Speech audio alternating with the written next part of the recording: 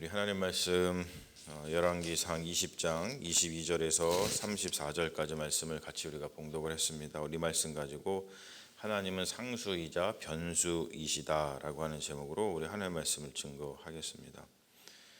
오늘 말씀 보면은 이제 아합 왕 이스라엘 북이스라엘과 아람 벤하닷 사이의 전쟁에 대한 이야기가 계속해서 이어지고 있죠.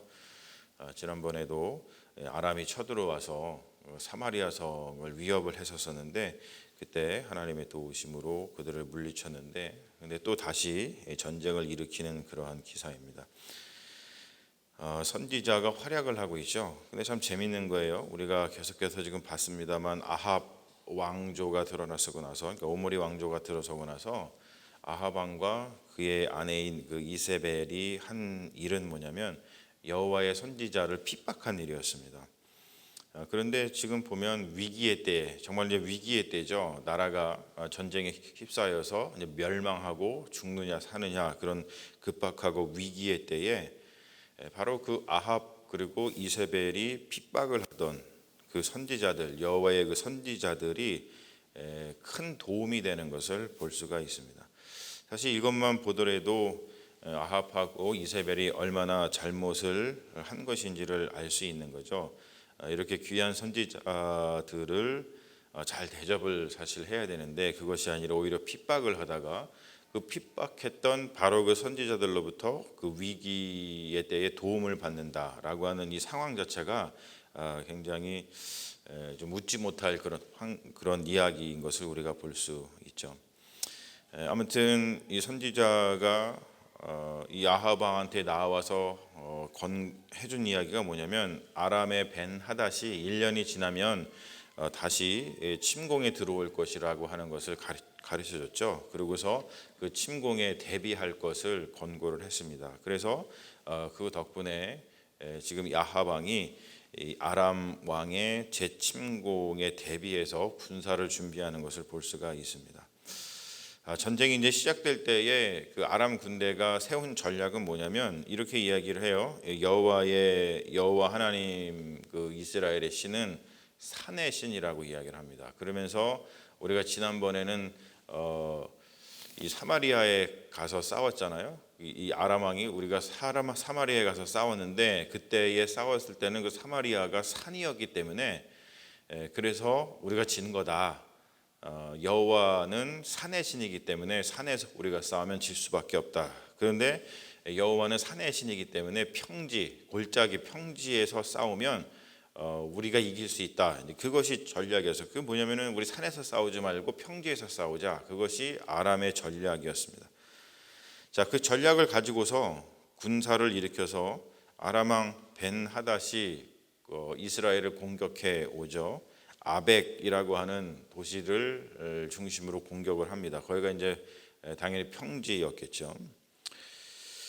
그런데 보니까 오늘 묘사하는 걸 보면은 그 이스라엘도 군대를 소집해서 군량미를 주고서 이제 군대를 소집해서 전쟁에 나갔고, 그리고 아람 군대도 와서 군사를 모아서 이제 진을 치고 있는데 그 군대의 규모를 비교해 보니까 이 아람 군대는 뭐 거기에 수도 없이 그냥 꽉 찼는데 이 이스라엘의 군대는 두 무리의 적은 염소떼 같았다 이렇게 얘기를 하죠. 그러니까 그것만 보더라도 지금 북이스라엘이 아람의 그 군대 연합 군대의 적수가 되지 않는 것을 우리가 볼 수 있습니다.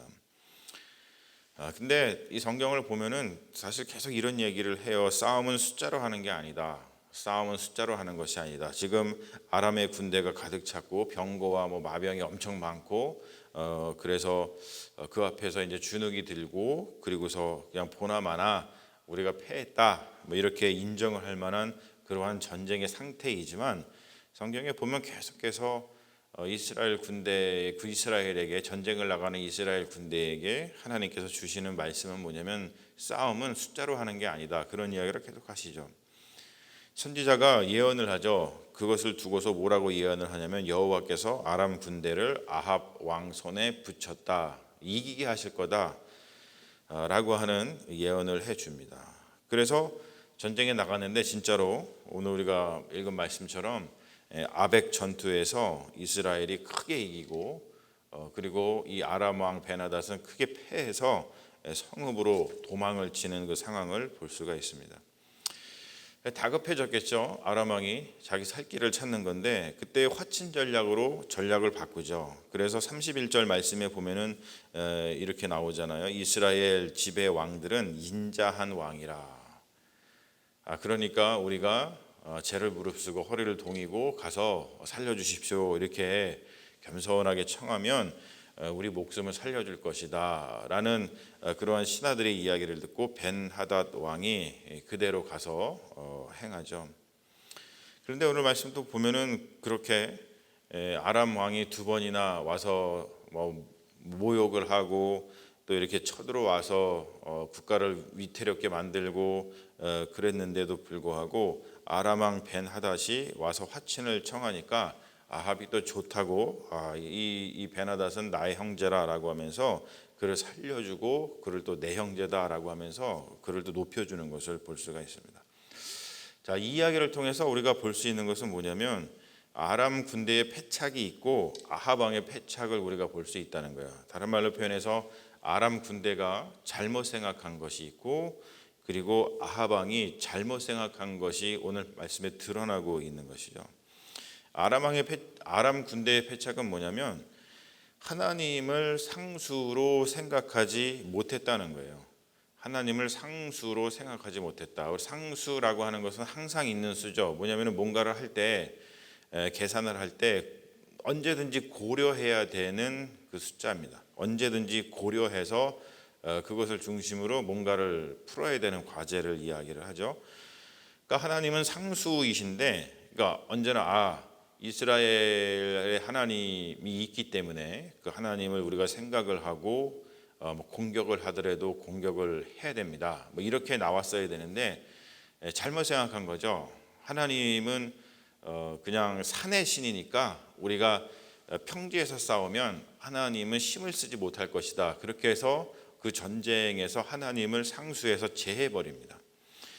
그것이 아람의 패착이죠. 사실 우리가 이런 것을 보면서 신앙인이라는 것이 무엇인가를 다시 한번 생각해 볼 수 있어요. 신앙인은 하나님을 무슨 일을 하든지 상수로 두고 생각하는 사람들이라고 우리가 이야기할 수 있죠.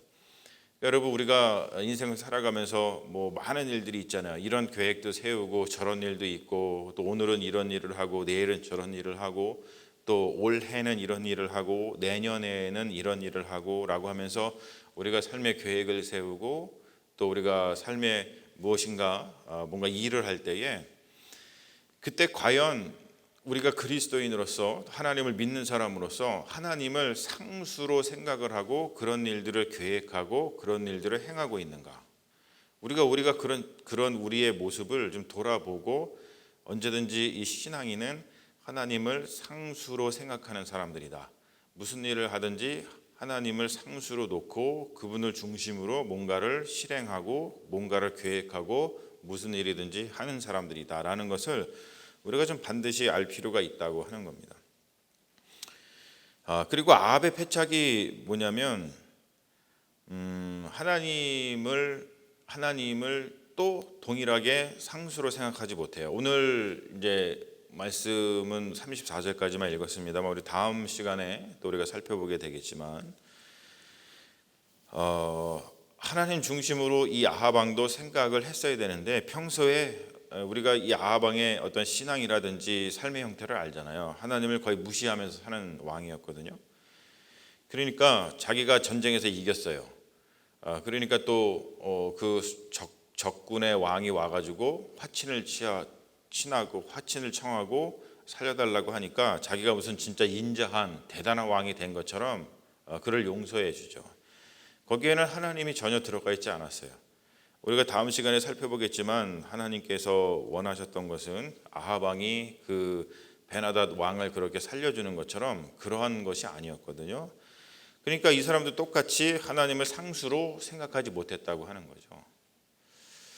자, 그러면 어떤 일이 벌어지냐면 또 이게 중요한데 하나님을 상수로 생각하지 못하면 하나님이 언제나 변수로 들어와서 나의 계획과 나의 어떠한 일들을 뒤바꿔 놓으신다는 거죠.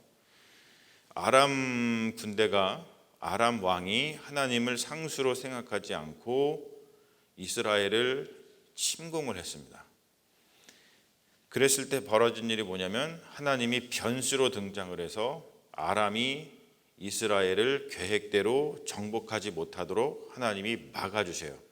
전혀 생각하지 못했던 변수로 작용하는 것이죠. 하나님께서 바로 이런 겁니다. 그러니까 우리가 인생을 살면서 우리 신앙인으로서 정말로 좀 시리어스하게, 좀 진지하게 생각해 봐야 될 것이 뭐냐면 바로 이렇게 하나님을 상수로 생각해야 된다는 거죠. 그리고 그렇지 못했을 때에 벌어지는 일이 뭐냐면 하나님이 우리 계획에 변수로 들어와서 우리 계획을 뒤집어 놓으실 수 있다는 거예요.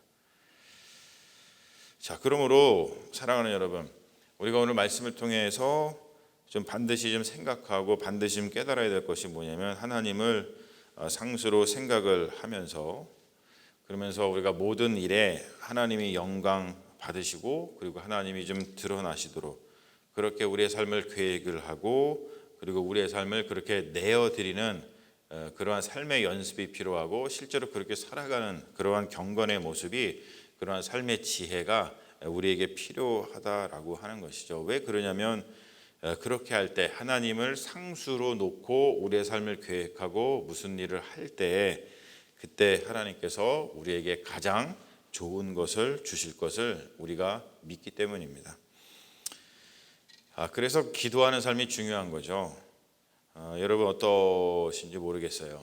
여러분들이 무엇인가를 계획을 하고 그것이 뭐 큰 계획이든 아니면 하루에 뭐 소소한 계획이든 그 어떤 것이든지 상관없이 우리가 기도하는 삶, 뭔가를 하기 전에 기도하는 거, 우리가 하다못해 뭐 식사를 하기 전에도 기도를 하죠. 뭐 자기 전에도 기도하죠. 그런 것들을 포함해서 하다못해 어떠한 조그만 일이라도 그것을 하기 전에 하나님 앞에 기도하고 그렇게 하는 그 일에 대해서 하나님을 배제하는 것이 아니라 하나님을 상수로 놓고 하나님께 아뢰고 하는 것, 이러한 기도의 삶, 이것이 얼마나 우리 그리스도인들에게는 중요한지를 오늘 말씀을 통해서 우리가 알 수 있습니다. 그러므로 여러분 다시 한번 하나님을 무슨 일을 하시든지 상수로 생각해서 무엇이든지 기도로 하나님께 아뢰면서 그 일을 행하시고,